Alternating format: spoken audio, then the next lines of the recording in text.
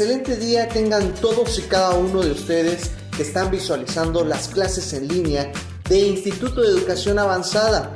Estamos ahora en la materia de Informática 1. Te invito a que sigas con nosotros. Día con día estamos dando temas relacionados a la materia. Así que vayamos a la siguiente explicación. Recuerda, mi nombre es Marco Antonio Hernández. ¿Qué es el CPU? Bueno, la palabra CPU hace referencia a la unidad central de procesamiento.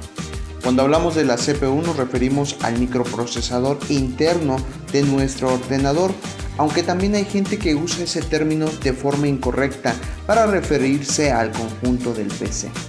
Es una forma incorrecta porque dentro de la torre del PC hay otros componentes que no son solo la CPU. Aunque viéndolo de una forma más objetiva, también podríamos entender que la torre es el CPU porque a fin de cuentas también es la unidad de proceso, pero es incorrecta la definición. ¿Qué hay dentro de la CPU? Bueno, antes de explicar para qué sirve una CPU o un microprocesador o procesador, dependiendo de cómo lo queramos mencionar, sería lógico explicar un poco por encima en qué consiste para entenderlo algo mejor. El CPU es el componente principal para el cálculo de operaciones. Dependiendo de qué operación deba hacer, lo hará basado en una tabla de instrucciones.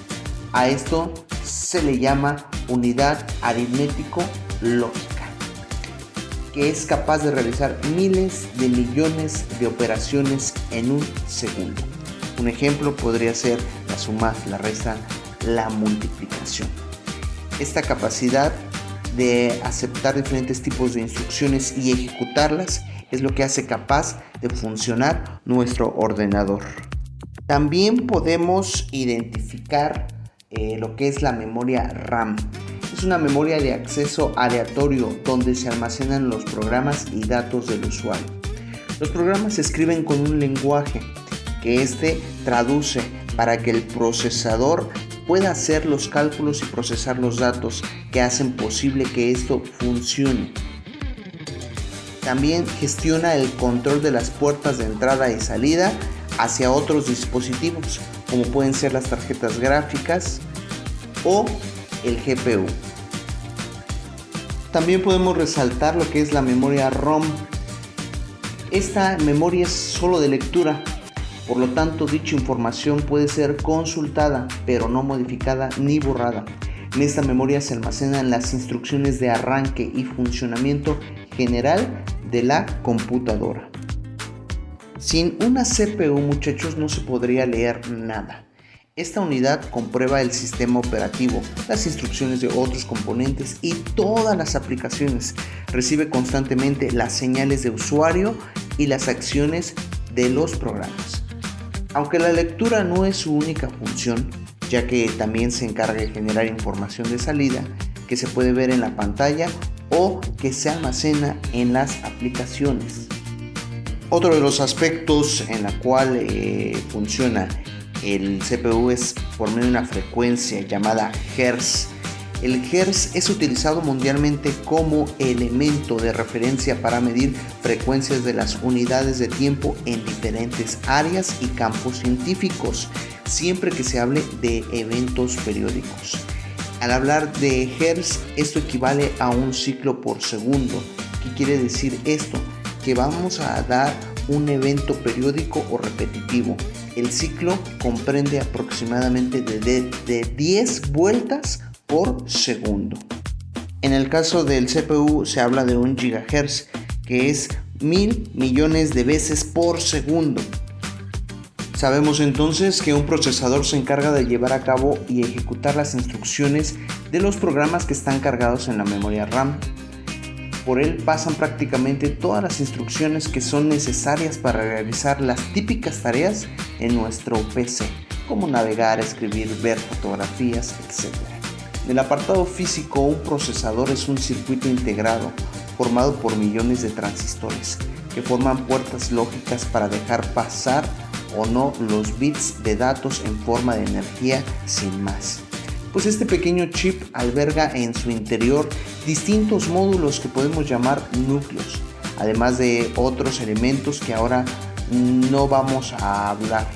Los procesadores de hace unos años tenían uno solo de estos núcleos y eran capaces de procesar una instrucción por cada ciclo.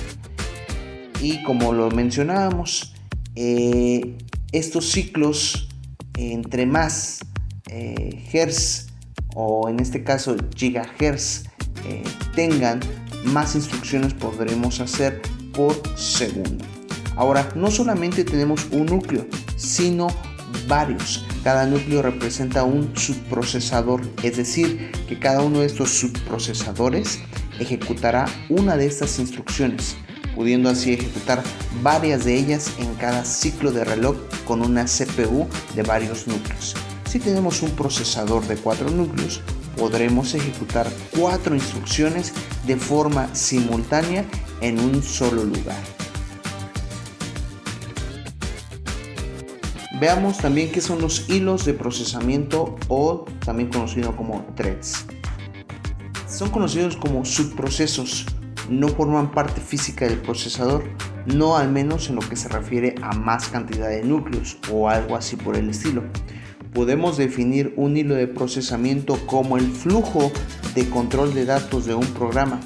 Es un medio que permite administrar las tareas de un procesador y de sus diferentes núcleos de una forma más eficiente.